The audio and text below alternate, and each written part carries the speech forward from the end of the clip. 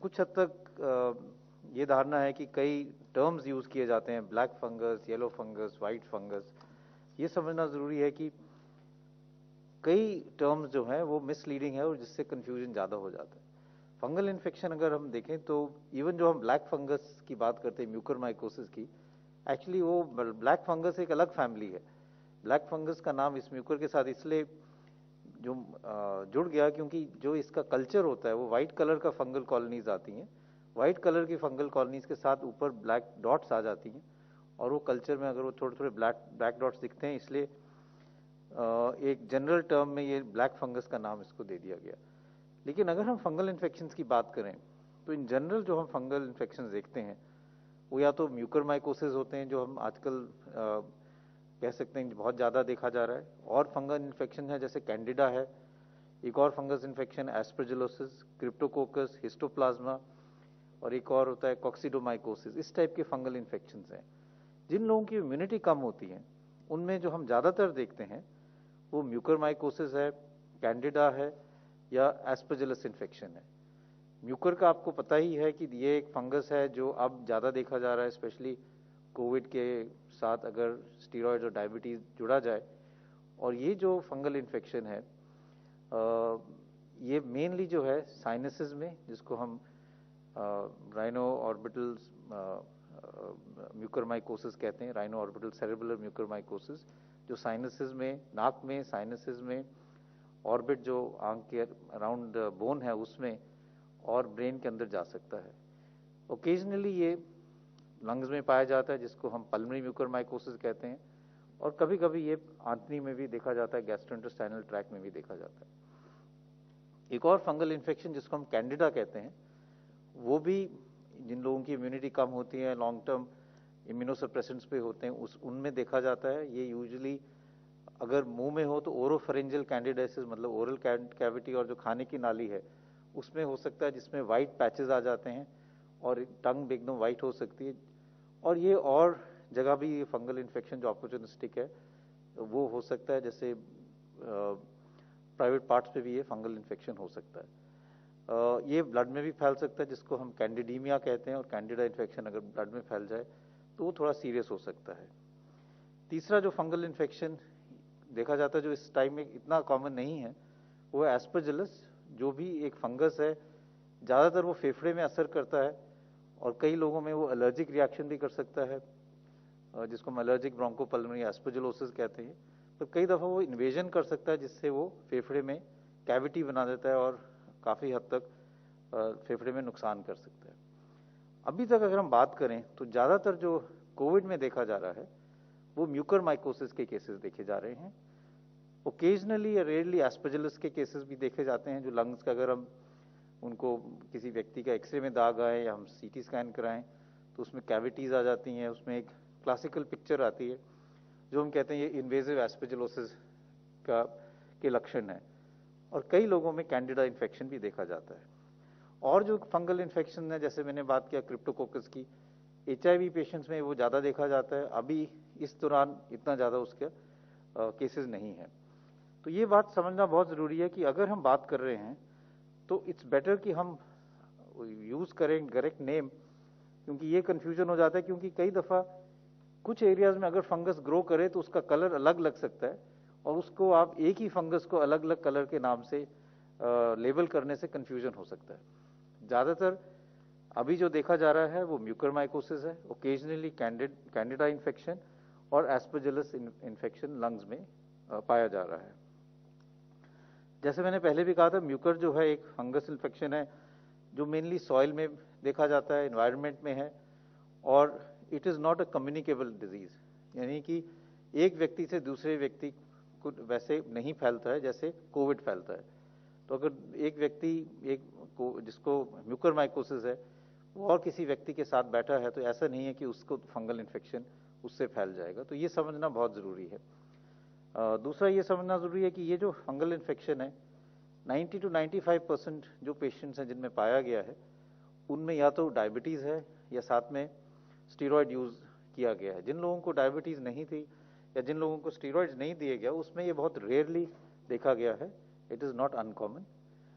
कई दफ़ा लोग ये कहते हैं कि ऑक्सीजन के साथ ये है, इसका लिंक है, लेकिन कई पेशेंट्स ऐसे भी हैं जो घर पे इलाज कर रहे थे, जिनको ऑक्सीजन की ज़रूरत नहीं पड़ी, घर पे उन्होंने स्टीरॉइड्स ले लिए और शुगर उनकी कंट्रोल नहीं हुई, उनमें भी म्यूकरमाइकोसिस देखा गया है, जो हॉस्पिटल में एडमिट भी नहीं हुए। तो admission and oxygen is not one factor which is definitely linked with this. Hygiene रखना तो वैसे भी ज़रूरी है, स्पेशली जिनको डायबिटीज़ है, क्योंकि अपॉर्चुनिस्टिक इन्फेक्शन उनमें ज़्यादा है। तो जनरल हाइजीनिक मेजर जो हम पहले से कह रहे हैं कि रेगुलर वॉशिंग ऑफ हैंड्स, अगर आप कोई ऑक्सीजन यूज़ कर रहे हैं तो उसकी ट्यूबिंग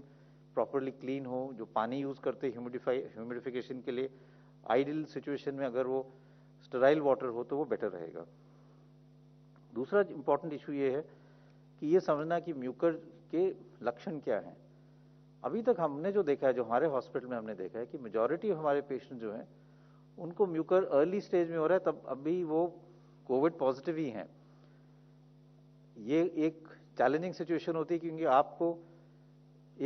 जिनको म्यूकर माइकोसिस है उनकी ट्रीटमेंट जो है वो लंबे टाइम के लिए चलती है। तो शुरू में आप उनको, वो कोविड पॉजिटिव रहते हैं, 80% जो हमारे पेशेंट दाखिल हैं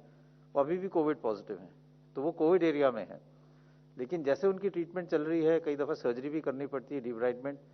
फिर वो कोविड नेगेटिव हो जाते हैं, फिर उनको कोविड पॉजिटिव एरिया से फिर नेगेटिव एरिया में शिफ्ट करना पड़ता है। तो हॉस्पिटल्स के लिए चैलेंजिंग ये है to have 2 mucor wards, 1 for positive patients and 1 for negative patients, क्योंकि उनकी ट्रीटमेंट जो है वो तो कई हफ्ते चलती है, जो एंटी फंगल ट्रीटमेंट है। और सर्जरी भी जो है उसकी टाइमिंग जो है वो ज़रूरी है, क्योंकि ये भी सही है कि कोविड अगर आप पॉजिटिव हो और बहुत एग्रेसिव सर्जरी करो तो उससे मोर्टेलिटी ज़्यादा हो सकती है, क्योंकि अगर फेफड़े में कमज़ोरी है, ऑक्सीजन की रिक्वायरमेंट है और आप ऑक्सीजन पे हो और उसके ऊपर आपके नेजल पैसेजेस या सांस के ऊपर वाले एरिया में सर्जरी की जाए तो it can have worse outcome. तो इसलिए ये भी समझना ज़रूरी है। दूसरी चीज़ ये है कि कुछ इसके ऐसे लक्षण हैं जो हम वार्निंग साइंस कहते हैं, जैसे हेडेक है, नाक बंद हो जाना या नाक में क्रस्टिंग होना, नाक से कभी कभी खून आना, या एक साइड में स्वेलिंग हो जाना, आंख के नीचे या चेहरे पे स्वेलिंग हो जाना, या एक साइड पे दर्द ज़्यादा होना और जो है सेंसेशन चेहरे पे कम हो जाना। ये सब जो लक्षण है, अगर किसी को भी ऐसे लक्षण हो और जो हाई रिस्क ग्रुप में है, यानी कि जिनको डायबिटीज़ है, जिनकी शुगर कंट्रोल नहीं है और स्टीरॉइड्स ले रहे हैं, उनको अपने डॉक्टर के साथ संपर्क करके अपना चेकअप कराना चाहिए। सिंपल टेस्ट है, नाक का एग्जामिनेशन, नेजल एंडोस्कोपी भी कर सकते हैं, जिससे आप नाक के अंदर देख सकते हैं और वहाँ से स्वैब और बायोप्सी भी ले सकते हैं, जिससे डायग्नोसिस भी हो सकता है और जल्दी ट्रीटमेंट शुरू करने से इसका आउटकम भी बेटर रहता है। तो ये बहुत ज़रूरी है कि हम समझें कि fungal infections by name better रहेगा रादर देन बाय कलर, क्योंकि उससे थोड़ा कन्फ्यूजन रहता है। दूसरा ये है कि एक चीज़ और मैं कहना चाहूँगा, क्योंकि अगर हम अब देखें सोसाइटी में तो there is lot of stress, anxiety in the general public, and this is a time where there is been lot of pain, sadness because of, हर एक का कोई ना कोई जानने वाला है जिसको कोविड हुआ है या जो अपनी जान गवा बैठा है। इसलिए मैं यही कहूँगा कि we must all come together to really support everyone as society, as individuals, as people collectively. कई दफ़ा हम ये कहते हैं कि this is not a pandemic of children and younger age group, कि बच्चों में सीरियस केसेस नहीं हुए, बच्चों में इतना इन्फेक्शन नहीं हुआ, और ये बात सही है, बच्चों में माइल्डर इन्फेक्शन है, बच्चों में इतना सीरियस इन्फेक्शन या एडमिशन का डेटा नहीं है, चाहे हम फर्स्ट वेव की बात करें चाहे सेकेंड वेव की। लेकिन बच्चों में या यंग एडल्ट्स में कोलैटरल डैमेज बहुत हुआ है। They are the backbone of society, they are the future of the country. लेकिन अगर हम बात करें एजुकेशन की, तो gender gap in education, stress and mental issues in children and adults, smartphone dependence and addiction, interrupted opportunities, बच्चों में कुछ एजुकेशन की जो अपॉर्चुनिटीज़ थी, पढ़ाई आगे करना चाह रहे थे, सही सब चीज़ें जो है काफ़ी हद तक इंटरप्ट हुई हैं। चैलेंजेस फॉर स्कूलिंग, स्पेशली जो टेक हैवी नहीं है, रूरल इंडिया में लोग हैं, उनकी स्कूलिंग में काफ़ी असर पड़ा है, और न्यूट्रिशनल इश्यूज भी है, और विमेन में, यंग गर्ल्स में पोस्ट मेंस्ट्रुअल हाइजीन के इश्यूज भी हैं। तो मैं ये चाहूँगा कि हम सब as society, as parents, as teachers, अगर if all of us can come together and address these issues, and look at them as challenges and form help groups, चाहे societies में हो, चाहे schools में हो, चाहे और groups में हो, that will really help us to develop and support our young children and the other people also. एक चीज और मैं कहना चाहूंगा वो यही है कि जैसे जैसे हमारा रिकवरी रेट इंप्रूव कर रहा है, लोग रिकवर कर रहे हैं, तो हमने लास्ट टाइम भी यही देखा था कि एक और इशू जो आ जाता है वो है पोस्ट कोविड सीक्वले का, और इस पे अब काफी हद तक डिटेल्स भी आ गई हैं जो हमें पहले नहीं पता था। पहली वेव में हम कई लोग समझ नहीं पाए थे कि कोविड के बाद भी कई लक्षण ऐसे हैं जो रहते हैं, और अब इसके लिए काफी हद तक लोगों ने इसका पीरियड भी डिफाइन किया है कि अगर आपके सिम्टम्स जो हैं वो 4 से 12 हफ्ते रहे तो इसको हम ऑनगोइंग सिम्टोमेटिक कोविड या पोस्ट एक्यूट कोविड सिंड्रोम कहते हैं, और अगर 12 हफ्ते से ज़्यादा रहे तो इसको पोस्ट कोविड सिंड्रोम या लॉन्ग कोविड का नाम दिया गया है। तो ये समझना ज़रूरी है कि कई ऐसे पेशेंट्स हैं जिनको कोविड के बाद भी 12 हफ्ते तक काफ़ी लक्षण रह सकते हैं और उनको भी ट्रीट करने की ज़रूरत है। उनमें कॉमन सिम्टम्स तो हम यही जानते हैं कि कई लोग हैं जो रिकवर हो जाते हैं लेकिन कहते हैं कि सांस की तकलीफ अभी भी है, लंग फंक्शन उनके नॉर्मल है, लंग की कैपेसिटी भी ठीक आती है, लेकिन वो थोड़ा भी चलते हैं तो उनको लगता है कि खुल के सांस नहीं ले पाते, चेस्ट में टाइटनेस रहती है। कुछ ऐसे पेशेंट्स हैं जिनको खांसी कब रहती है, हफ्तों भर खांसी रहती है कोविड के बाद, और कई छाती में दर्द या घबराहट या कहते हैं पल्स ज़्यादा रहने के लक्षण रहते हैं। ये सब लक्षण जो हैं ये पोस्ट कोविड या कोविड इन्फेक्शन के बाद भी बॉडी का जो इम्यून सिस्टम है या इन्फ्लेमेटरी रिस्पॉन्स है उसके कारण रह सकते हैं। एक कॉमन सिंड्रोम जो है वो भी कॉमन है जिसको हम कहते हैं क्रॉनिक फटीग सिंड्रोम। ये भी कई लोगों में है जिसमें थकावट, fatigue, joint pains, body aches, जोड़ों में दर्द होना, जोड़ों में सोजिश लगना, सुबह उठ नहीं पाना या सिर में दर्द रहना, कई हफ्ते ये रह सकता है, जिसके लिए सिम्टोमेटिक ट्रीटमेंट बहुत ज़रूरी है। एक और सिम्टम है जिसका नाम जनरल सोशल मीडिया में ब्रेन फॉग दिया गया है, जिससे जो कोविड से लोग रिकवर कर जाते हैं कभी कभी वो कॉन्सेंट्रेट नहीं कर पाते, काम करने में उनको दिक्कत होती है कई हफ्तों तक, और कई दफ़ा इंसोम्निया होता है कि सो नहीं पाते, या डिप्रेशन हो सकता है। तो ये सारे जो चीज़ें हैं इसके लिए रिहैबिलिटेशन करना ज़रूरी है, और जैसे हमारा रिकवरी रेट ज़्यादा होगा, केसेस ज़्यादा रिकवर करेंगे, तो ये ज़रूरी है कि मेडिकल कम्युनिटी जैसे हमने लास्ट टाइम किया था कि multi disciplinary post Covid clinics को डेवलप करे जहाँ पे रिहैबिलिटेशन हो। एक जो हमने लास्ट टाइम पाया था कि अगर हम लोगों को योगा कराए तो उससे जनरल फीलिंग ऑफ वेलबींग भी आती है, और एक्सरसाइजेज करने से लंग की कैपेसिटी भी बढ़ती है और overall feeling of wellbeing is there. तो मैं यही स्ट्रेस करना चाहूँगा कि जैसे जैसे हमारा रिकवरी रेट बढ़ेगा तो हमारे पोस्ट कोविड के पेशेंट्स भी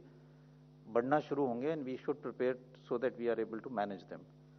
फाइनली मैं यही कहना चाहूँगा कि जैसे अभी बताया गया कि रूरल और सेमी अर्बन एरियाज़ में अब केसेस देखे जा रहे हैं, और इसलिए ये ज़रूरी है कि वहाँ के लिए प्रॉपर डायग्नोसिस और मैनेजमेंट की गाइडलाइंस बनाई जाएँ, ट्रेनिंग की जाए। इस पे भी काम किया जा रहा है कि सिंड्रोमिक अप्रोच हो, रैपिड एंटीजन टेस्ट के यूज़ हो जो लोग घर पे कर सकें। अगर किसी को भी लक्षण हो जो कोविड के हों गांव में, तो उनको एकदम आइसोलेशन का एडवाइस किया जाए। उनका अगर रैपिड एंटीजन टेस्ट हो जाए तो वो करके, अगर आइसोलेट वहाँ नहीं कर सकते तो कोविड केयर सेंटर में उनको आइसोलेट किया जाए जिससे बीमारी आगे ना फैले, और एक ट्रीटमेंट स्ट्रैटेजी बनाई जाए जिससे वो ट्रीटमेंट वहाँ उनका प्रॉपरली हो पाए, प्रॉपर कंसल्टेशन हो पाए विद यूजिंग टेली कंसल्टेशन, जिससे साथ में जो बड़ा डिस्ट्रिक्ट हॉस्पिटल है या मेडिकल कॉलेज है वहाँ से संपर्क करके ट्रीटमेंट जो है वो प्रॉपर दिया जाए। और इसमें काफ़ी हद तक हर एक एरियाज में सेंटर ऑफ एक्सीलेंस बना के डॉक्टर्स की ट्रेनिंग की जा रही है at rural level, at primary level, both in government sector and private sector. और ये भी देखा जा रहा है कि वहाँ पे पूरी तरह से दवाइयों का अरेंजमेंट हो, ऑक्सीजन की अरेंजमेंट हो, जिससे जैसे जैसे अगर वहाँ केसेस बढ़ते हैं तो we are ready to manage them. तो ये 3-4 चीज़ों पे मैं कुछ बात करना चाह रहा था। Thank you very much.